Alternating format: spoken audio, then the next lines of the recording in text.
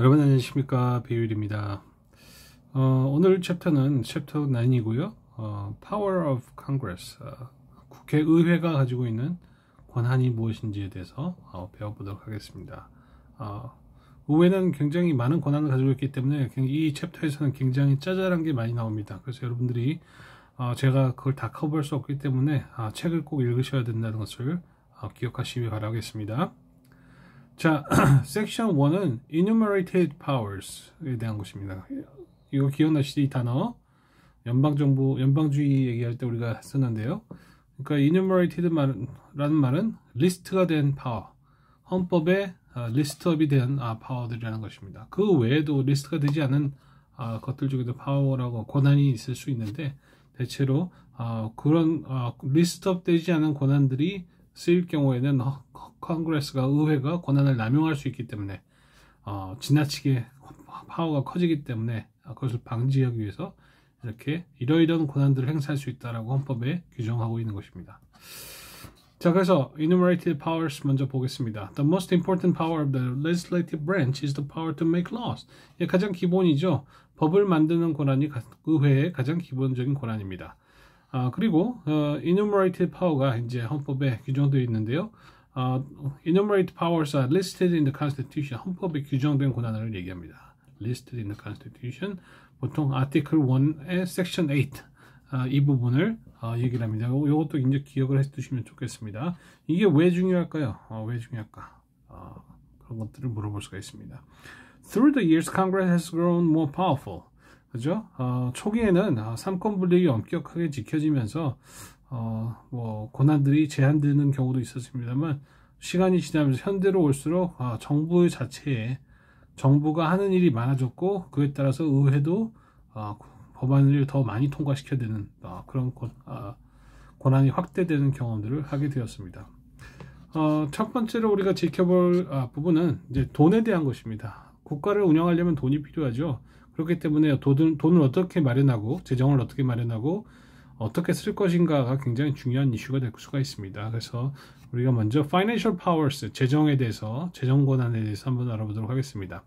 결국 돈을 국가가 마련하기 위해서 가장 기본적인 것으로 해야 될 것은 세금을 걷는 것입니다. Taxation Power, 그죠? 이 세금을 걷는 것이 가장 중요한 기본적인 파워고요. The war for independence was set in motion largely by the Parliament's attempt to tax the colonies. 그렇죠? 그 미국 역사를 기억해 보시면 보스턴 차 사건 기억하시면 이 사람들이 이때 왜 화가 났는지 생각하면 영국에서, 그죠? 자신들을, 미국 사람들을 법 제정 과정에서 제외를 시켜놓고는 식민지처럼 부려놓고 법에 규정되지 않은 권한으로 이 세금을 부과하려고 했다는 것입니다. 그렇기 때문에 그 당시 미국 사람들이 굉장히 많이 화가 났고 결국 독립운동까지 이루어지게 되었습니다. 그죠? 그래서 이 Founding Fathers, 미국의 헌법의 아버지들은 All revenue bills would originate in the House of Representatives. 모든 그 수입 관련, 정부의 수입 관련 법안들은 House of Representatives, 하원에서 시작할 수 있도록 정부 구조를 만들어 놨습니다. 왜 하원이냐? 이 하원이 좀 더 그 대표성이 높다라고 이제 본 것이죠. 인원수도 435명에다가 또 국민이 직접 뽑고 인구 수대로 대표자를 뽑기 때문에 상원보다는, 모든 주에서 동일하게 2명만 뽑는 상원보다는 사람들에게 더 가까이 갈 수 있다라고 이제 생각을 했던 것입니다. 그렇지만 그럼에도 불구하고, 이런 설계에도 불구하고 both chambers, 상하 양원 모두 must approve the all bills, 모든 법안, 재정 관련 모든 법안들을 승인해야만 합니다. 승인하는 법안을 가지고 있고 나중에 통과가 되면 이 재정 관련 법안들이 법이 되는 그런 것들이 나타나게 됩니다. Article 1, Section 8은 이렇게 써 있습니다. Taxes are necessary to pay the debts and provide for the common defense and general welfare of the United States. 그죠? 이 텍스가 왜 필요했냐, 당시에 미국 건국 초창기에는 나라를 세금을 거둔 적이 없잖아요, 그죠? 세금을 거둔 적이 없는데 나라를 세웠으니 이 나라를 운영하기 위해서는 일단 빚을 질 수밖에, 돈을 빌려올 수밖에 없었다고요. 근데 나중에 이것을 빚을 갚아야 되잖아요, 그죠? 그럼 어떻게 합니까? 세금을 걷어서 이 정부 운영도 하고 빚도 갚아야 되기 때문에 이런 규정이 헌법에 생겼다는 것입니다. 그래서 빚을 갖고 provide a common defense, 다른 나라의 침략에 대비해서 국방력을 좀 증가하고 general welfare of the United States, 미국 국민들에게 일반적인 복지 서비스를 제공하기 위해서 세금을 규정할 수밖에 없다. 세금을 거둘 수밖에 없게 헌법에 규정되어 있는 권한입니다. 가장 기본적인 권한. Power to tax 다시 한번 또 보겠습니다. 똑같은 아티클 1 섹션 8에 보면은 이 헌법이 국회에다가 의회에다가 power to tax 세금을 거둘 수 있는 권한을 주었습니다. 그 보스턴 차 사건 영국과 미국의 관계를 한번 기억하시면 될 것입니다. 그 중에는 a duty is a tax on the selected imports. 수입품 외국에서 들어오는 물건에 대해서 그냥 아무렇게나 들어오게 하는 것이 아니고 이 관세를 매기게 되어 있습니다. 관세. duty가 적당한 한국말이 별로 없네요. 관세는 원래 이제 tariff라는 용어를 더 많이 쓰는데 어쨌든 이 외국에서 들어오는 수입품에 대해서 세금을 매겨서 정부로 귀속되게 하는 것이죠. exercise라는 것도 있습니다. 그 용어들을 기억하십시오. exercise taxes on the national internal production. 그렇죠? 이 국내에서 이제 뭔가를 생산했을 때 이제 매겨지는 세금. sales, 뭔가를 판매했을 때 붙는 세금들. use of certain items and business practices. 비즈니스 활동을 할 때 어떤 아이템이나 생겨나는 활동에 대해서 매겨지는 세금들을 이제 당시에는 exercise라고 불렀습니다. impost라는 단어도 있는데요. 이 세 가지. generally to duty, to import and export taxes. 수입뿐만 아니라 수출에도 붙는 그런 세금 형태를 말합니다. 이런 방식을 통해서 정부는 당시에 재정을 마련할 수 있었습니다. 이와 관련해서 1913년에 16번째 이제 수정헌법이 통과가 되었는데요. 이때 개인에 대해서 직접적으로 소득세를 부과할 수 있는 규정이 이 16번째 수정헌법에서 이제 규정이 되었습니다. 기억하시오. 자, 똑같은 아티클 섹션 8에 보면 taxes must be uniform. 미국 전체 통틀어 동등하게 이제 부과가 돼야 되겠죠. 누구는 더 받고 누구는 덜 받고 이렇게 되면 안 된다는 것입니다. evenly distributed. 똑같이 부과가 돼야 돼요. 그런데 the power to impose tariff, 그죠? duties.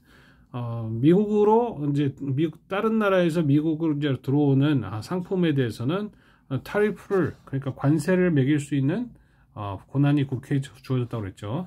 물론 당시 외교 관계에 따라서 관세를 면제받는 그런 국가도 있긴 했습니다만 대체로 수입품이라면 이 관세를 붙는 것이 당연히 되는 권한이 당연히 헌법상으로 인정되었다는 것입니다. 근데 사실은 미국 초창기에 보면 남부주하고 북부주의 사이에서 굉장히 관세 가지고 논쟁이 붙었고 다툼이 있었습니다. 그러니까 뭐냐면 수입품에 관세를 매길 때 북부는 당시에 제조업 중심이었거든요. 공업 중심이었거든요. 남부는 목화 산업 중심 이런 거였습니다. 그래서 노예를 많이 썼죠. 이 southern state, 남부 지방에 있는 사람들은 혹시나 연방 정부가 저 북부에 있는 공업 지역에 좀 더 유리한 관세를 부과하지 않을까 이런 생각을 했다는 것입니다. 예를 들면 기계 부품에 대한 것은 굉장히 싼 관세를 매기고 자신들이 하고 있는 농업 중심에는 굉장히 높은 세금을 매기는 그런 불이익이 발생하지 않을까 걱정을 했다는 것이에요.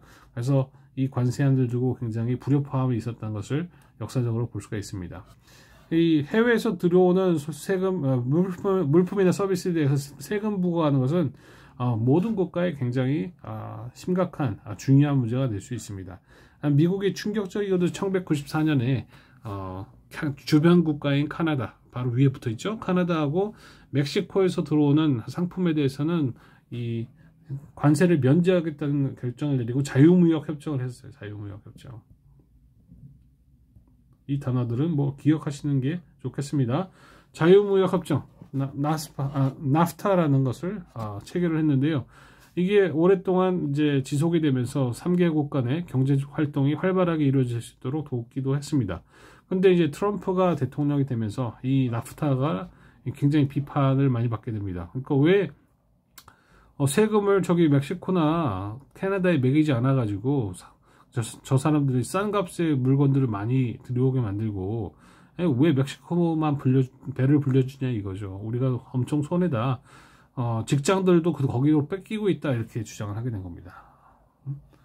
그래서 트럼프가 그런 비판하면서 등장을 했고 트럼프는 다시 새롭게 캐나다와 멕시코 사이에 조약을 체결하겠다 해가지고 바꿨습니다. Trump's the United States Mexico Canada Agreement 이런 조약을 만져가지고 지금은 나프타가 아니고 이 조약의 근거에서 세 나라가 서로 무역을 하고 있다고 보시면 되겠습니다. 또 이제 헌법에 그 의회에 준 권한은요 이게 있습니다. Borrowing money. 정부가 이제 빚 때문에 돈을 빌릴 때가 있지 않습니까? 그래서 그 연방 정부의 빚과 이 빚을 갚으려는 권한들이 필요한데 이 권한이 이제 의회에 부과가 되었다는 것입니다. This power is frequently exercised. 이 그 돈을 빌리는 권한은 매우 자주 의회가 썼던 편입니다. 보통 미국은 돈이 들어갈 때가 엄청나게 많죠. 예를 들면 국방비 있잖아요. 국방비 지출은 미국 1등인데요. 2, 3, 4, 5, 6, 7, 8, 9, 10 다 합쳐도 미국의 국방비 지출에 잽도 안 되게 미달합니다. 굉장히 엄청나게 천문학적인 돈을 쓰고 있다고 볼 수가 있죠. 어쨌든 미국은 이런 지출이 많기 때문에 정부가 돈을 세금을 매기기도 하고 또 돈을 빌리기도 하는데 어디서 주로 빌리냐? 다른 나라에서 빌려. 좀 이따 그래프 보겠지만 일본에서 옛날에 많이 빌렸고 독일에서도 빌렸고 최근에는 중국에서 상당히 많이 빌렸다고 볼 수 있습니다. 그 다음에 두 번째로는 private banks, 사설 은행들, 그죠? 정부 소속이 아닌 은행들이 에서 이제 정부가 돈을 빌릴 수 있고요. 또 개인에게서도 빌릴 수가 있습니다. 이제 본드 채권이라고 하는데요. 야, 우리가 이 채권을 발행할 테니까 너희가 이걸 사줘. 그러면 너희가 삼으로써 오는 수입을 우리가 개발이나 아니면 복지에 쓸 수 있게 할게 라고 이렇게 하는 거죠. 그래서 본드를 사가지고 개인에게도 돈을 빌릴 수가 있는 구조가 되겠습니다. 자, 근데 여기 보십시오.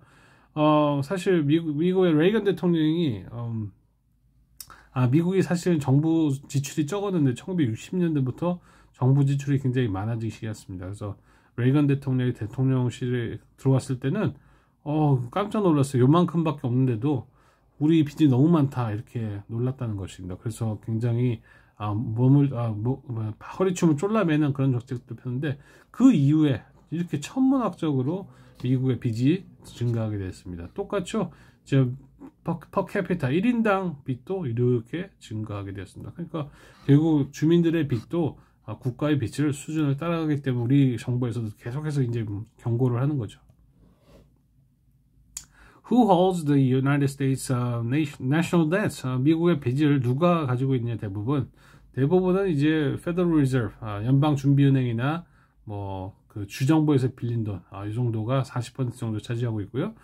또 이제 individual, 개인이나 트러스트, 브로커 이런 사람들에게서 이제 빌린 돈이 약 9.24%입니다. 뮤추얼 펀드라는 그런 금융기관이 있는데 미국에 여기서 한 8%. 자, 재미있게도 중국이 엄청나게 미국의 목줄을 쥐고 있습니다. 5.64%. 일본도 엄청나죠. 4.93%. 이런 식으로 미국이 연방정부가 빚을 지고 있습니다. 빚. 여기다 세금으로 메꿀 수밖에 없는 것이죠. 빚이 많으면 문제가 뭡니까? 이자가 많아져요. 이자, 원금. 내가 100이라는 돈을 빌렸는데 1년에 10만 원씩 이자가 올라간다고 생각해 주십시오. 곱하기 100만 해봐. 응? 엄청난 돈이 이제 세금에서 이자로 빠져나가게 된다는 것이죠. 국가도 빚을 적정하게 관리할 필요가 있다는 것입니다. 어쨌든 돈을 빌리는 것도 국회의 권한입니다. 의회 권한입니다. 또 다른 그 재정 관련 권한이 있는데요. The power to coin money, 그죠? 돈을 찍어낼 권한을 이제 돈을 생산해낼 권한을 이제 얘기합니다. 미국이 세계 최강 국가이기 때문에 미국의 달러화의 가치를 생각하면 이건 막강한 권한이 될 수가 있다는 것입니다. 그래서 이제 섹션 1의 클로즈 5는 이렇게 합니다. Gives Congress the power to coin money and regulate its values. 돈을 찍어내고 그 가치를 통제할 수 있는 권한을 가지고 있습니다. Section 1 also gives Congress the responsibility to provide for the general welfare of the country. 일반적인 복지를 제공하는데 돈을 또 쓸 수 있도록 이 책임을 부여하고 있습니다. 그러니까 이 미국 역사를 보시면 그 시민전쟁, 남북전쟁 중에 그 그린백이라는 초록색 백이라는 것들이 엄청나게 프린트가 됐습니다. 그러니까 이거는 아직 확정이 되지 않은 공식적인 지폐로 확정 unsecured된 종이머니인데 이게 이제 금이나 실버, 은으로 이제 지지를 받으면서 이것들을 이제 프린트를 했는데요. 이것은 이제 사실은 1934년에 대법원이 이 판정을 내렸습니다. 의회가 그 골드 스탠다드, 금 표준을 제거할 수 있다고, 제거할 수 있는 권한이 있다고 이제 선언을 했고요. 만약에 이 판결대로 이때로 돌아가서 그 프린트 했는데 금이나 은으로 그 이 그린백스, 초록색 그 봉투를 지지하지 못하게 만들면 결국은 종이 조각이 되겠죠. 그죠? 종이 조각이 된단 말이에요. 그래서 이런 사건들이 있었고요. Initiated paper money whose value depends on the trustworthiness of the government that issued it. 자, 그래서 요즘 달러화를 우리가 쓰고 있는 화폐를 어떻게 믿습니까, 여러분? 중앙은행이 찍어내고요. 그죠? 그것을 그 가치를 국가가 보장하기 때문에 우리가 이제 믿고 시장에서 유통을 하는 거 아닙니까? 그래서 지금 오늘날의 그 종이 화폐에 대한 가치는 이렇게 의회를 통해서 확립이 되기 시작했다 이렇게 이해하시면 되겠습니다. Clause 6 gives Congress the authority to punish counterfeits. 종이를 위조하는 사람이 되게 많죠. 이런 얘기 하시면 재밌을 것 같은데 위조범을 어떻게 여러분 가려내는지 아닙니까? 은행에서 이런 방식으로도 프린트를 하기도 하고 복사하기도 하고 막 그리기도 하고 해서 종이를 막 만들어낼 수 있잖아요.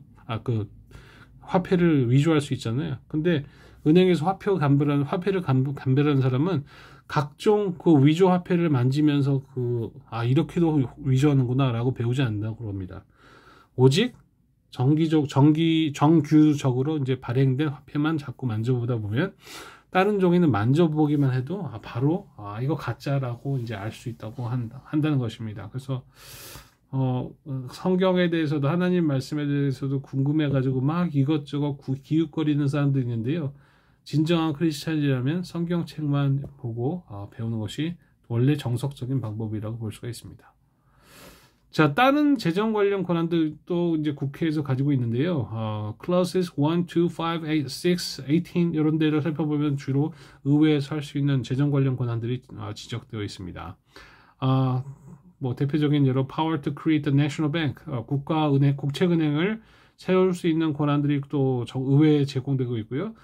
이 국책은행들에서는 국가가 혹은 주정부가 텍스를 할 수가 없게 이제 법을 만들어 놨습니다. 그리고 미국 연방준비제도, 연방준비은행이라고 미국의 그 이자율을 조정하는 은행이 있는데 이 은행은 또 역시 의회에 의해서 크리에이트 될 수가 있어요. 만들어질 수 있는 조직이라고 하는 것입니다. 또 의회의 다른 재정 관련 권한은 역시 기본적으로는 미국의 General Welfare, 일반적인 복지 서비스를 시민에게 지불하기 위해서 이런 권한이 국회에 부여되었다는 것입니다. 왜 국회에 부여됐다고요?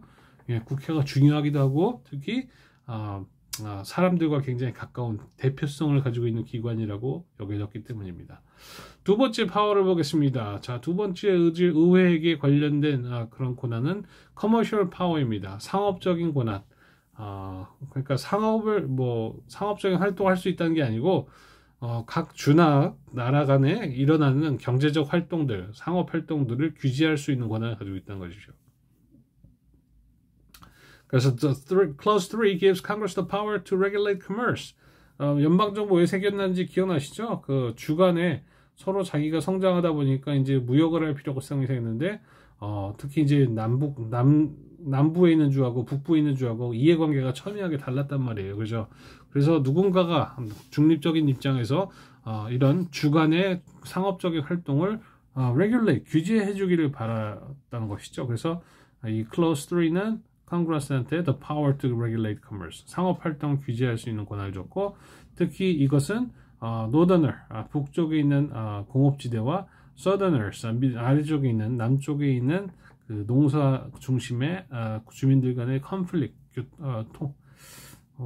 그 충돌 때문에 이런 권한이 부여됐다고 볼 수 있습니다. Congress was given broad power to regulate interstate commerce by the Gibbons and Ogden. 이거 기억나시나요, 사건? 네, 그 뉴욕주에서 스팀보트 운영하는 사람에게 이제 면허권을 줬는데 나중에 알고 보니 독점권이 아니었어. 연방정부의 허가를 받는 사람도 똑같은 노선을 하고 있었다는 그런 판결이죠. 이 판결에서 결국은 존 마셜 판사라고 굉장히 유명한 판사가, 그죠? 연방정부가 인터스테이트 커머스, 주간의 그 상업적 활동을 규제할 수 있는 권한을 가지고 있어. 이제 라고 판결했고, 이 이후부터 이제 굉장히 상업 활동이 규제가 연방정부에서는 달려있다는 것이 알게 됐습니다.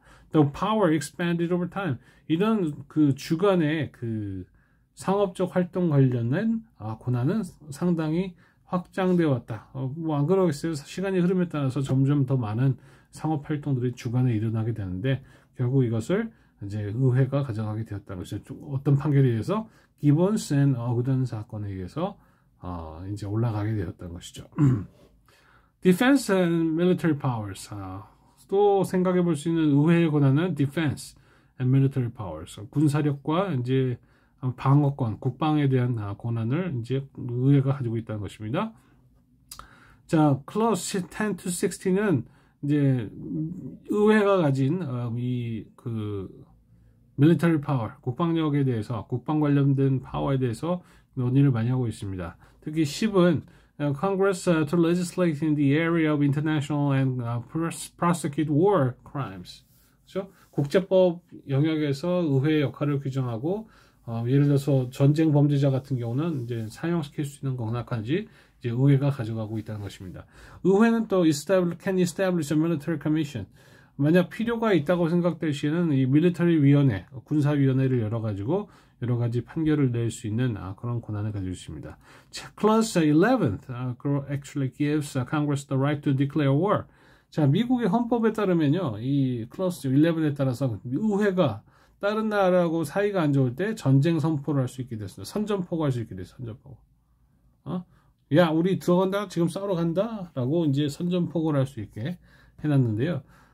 이 명문 규정에도 불구하고 미국에서는 사실상 대통령이 이 권한을 행사해 왔다는 것을 알 수가 있습니다. 그리고 이것 때문에 많은 그 미국이 일으켰던 전쟁들이 not being declared, 전쟁 선포를 선언하지 않고 바로 전쟁에 들어갔던 사례들이 상당히 있습니다. 그래서 예를 들면 최근에도 빌 클린턴이나 조지 부시 같은 사람은 그 중동 전쟁할 때, 이라크 전쟁할 때 이 전쟁 선포를 하지 않았던 그런 경우가 있었습니다. Congress attempted to rein in the Parliament's power with the War Powers Act.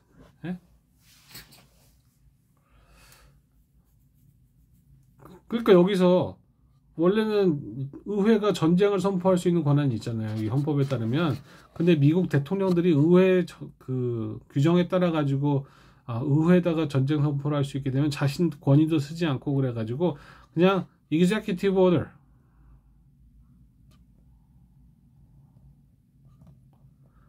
그 미국 긴급명령권이라는 게 있습니다. 긴급명령권. 대통령이 긴급시에 선포할 수 있는 권한인데, 이 편법으로 이 긴급명령권을 사용해가지고 그냥 전쟁을 선포하고 전쟁을 수행해 왔습니다. 그래서 한때는 의회에서 야, 대통령 너무 심한 거 아니야 해가지고 War Powers Act라는 것을 제정해가지고 대통령 권한을 좀 막아보자 했는데 그렇게 큰 효과는 있다고 볼 수가 없습니다. Defense and military power 두 번째. Clause 11 also mentions two technical matters. 두 가지 위협적인 요인을 이제 기술적인 요인을 이제 제시하고 있다고 하는데요. Granting a letter of mark.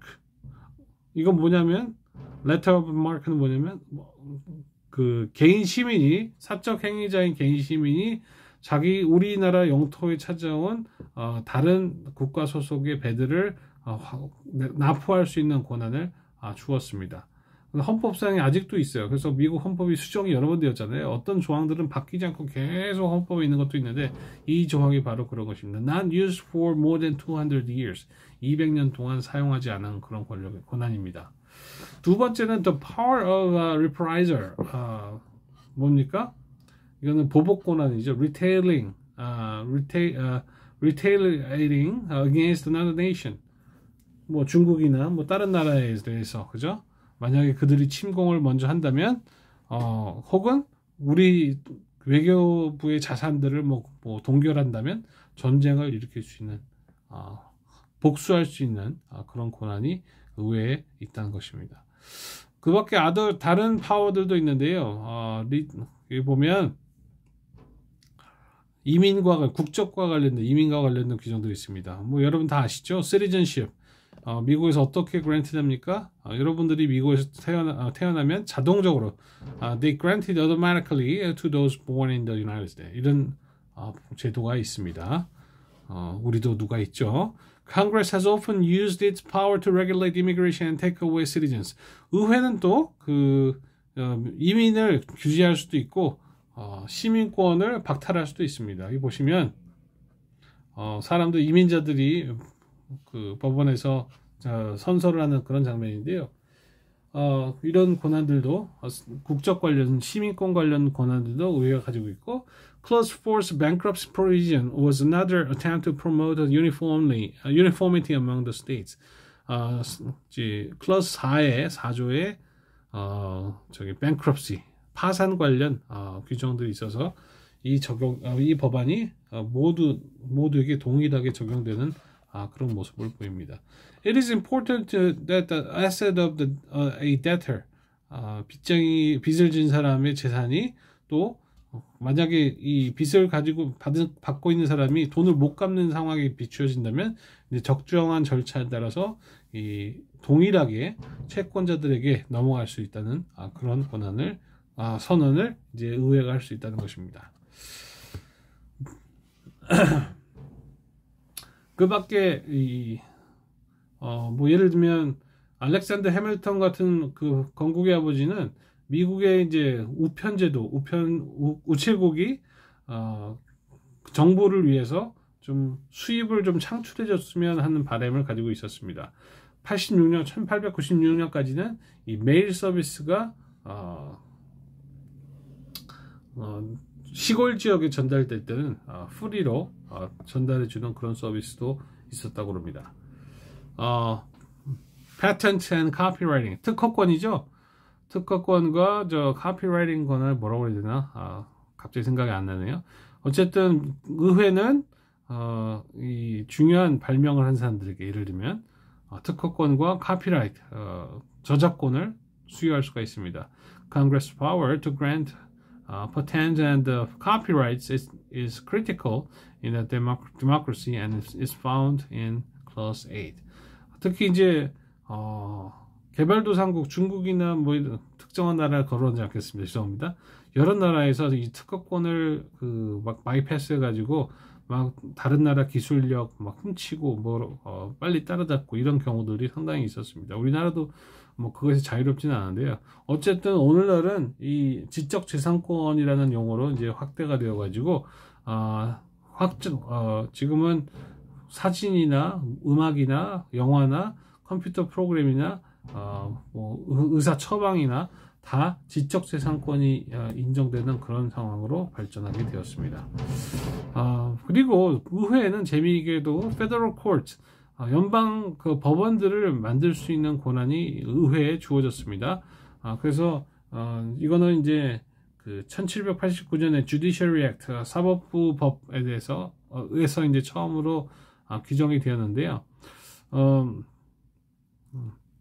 예를 들면 그 코트 같은 거 어떤 경우도 이제 설립이 돼가지고 오랫동안 좀 유지가 되었는데 오늘날에는 어떻게 돼가고 있냐? 이 대법원에는 약 9명의 대법관이 있습니다. 그리고 그 사람들이 그 항고할 때 판결에 대해 항고할 때 법원이 이제 13개 서킷 코트스 순회 법정으로 이제 넘어가게 됩니다. 그리고 94 district courts 각 지구에 94개의 디스트릭트 지구 법원이 있다는 것입니다. 여러분 워싱턴 DC 들어보셨어요? DC? DC가 뭘까요? 도대체 District of Columbia. 원래 영토상으로는 버지니아하고 또 메릴랜드 그 지역 사이에 있는 그런 곳인데 이 성격이 굉장히 재밌습니다. 이거 주정부일까요? 아닐까요? 세 보십시오. 50개 셀 수 있는 District of Columbia 포함해가지고 셀 수 없습니다. 이건 주정부로 인정되지 못한 애매모호한 지위를 가지고 있습니다. Over time, the District of Columbia has gained increased autonomy from Congress. 점점 더 자율성을 얻게 되었지만 하나의 주로서 인정받고 있는 것은 아닙니다.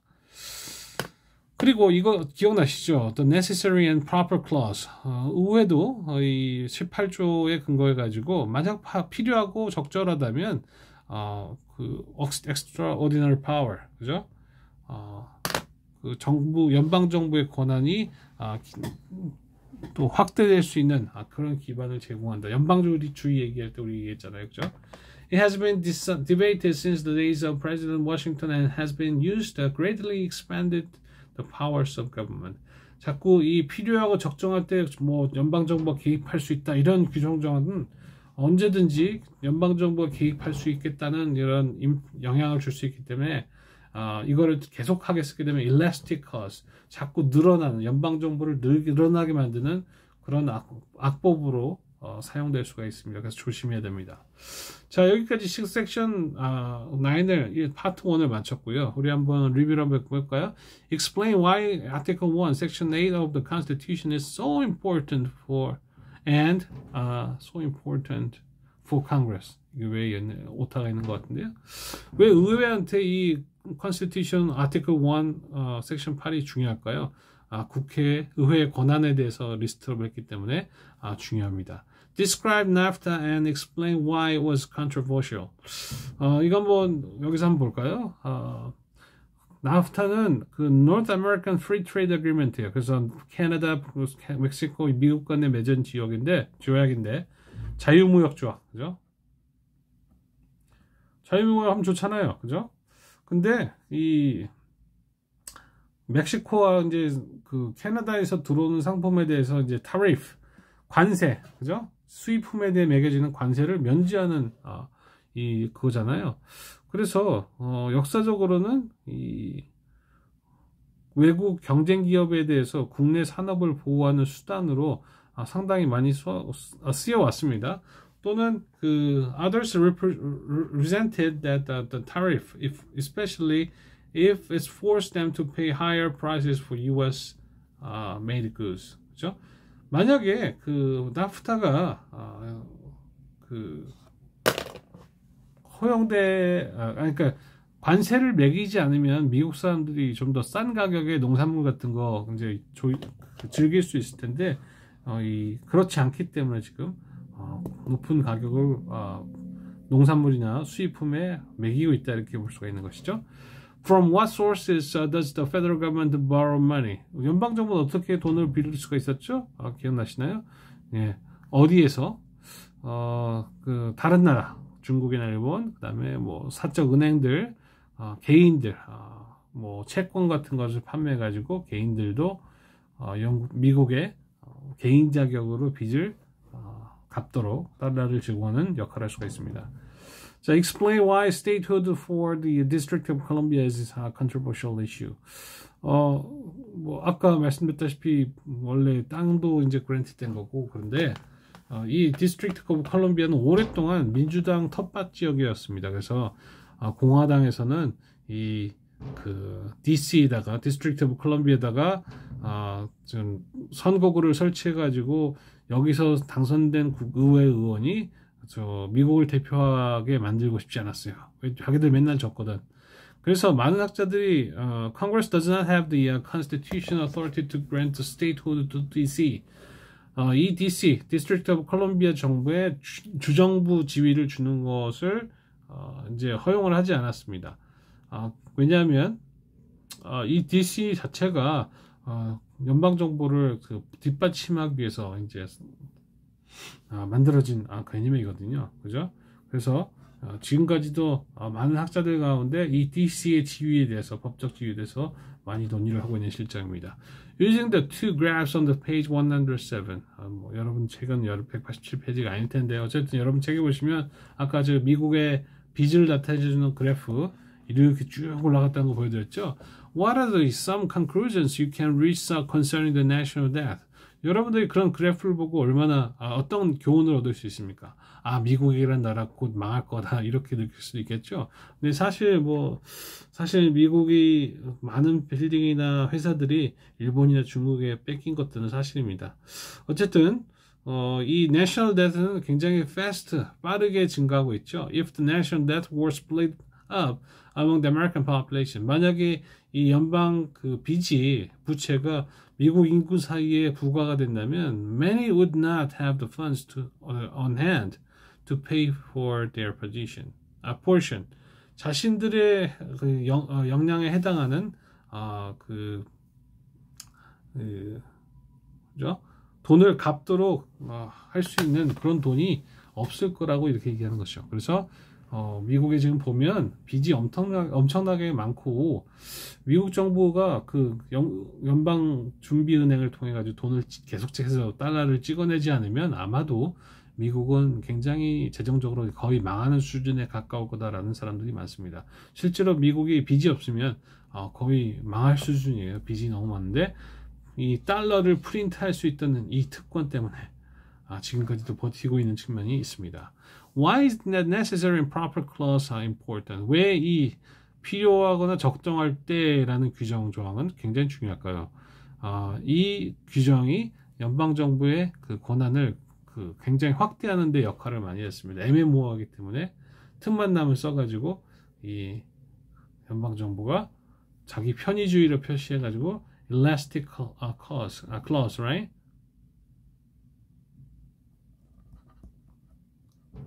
이걸로 써가지고 자칫하면 연방정부의 권한이 굉장히 커질 수 있다 이렇게 보게 된 거죠. 자, 그러면 37분 동안 강의를 했는데 여기까지 마치도록 하고요. 여러분들이 좀 책 좀 읽어보시기 바랍니다. 굉장히 짜잘한 내용들이 많아가지고 이걸 다 커버하기가 좀 어려웠습니다. 또 길어지면 여러분 강의 지겹잖아요. 그죠? 여기까지 그럼 마치도록 하겠습니다. 감사합니다.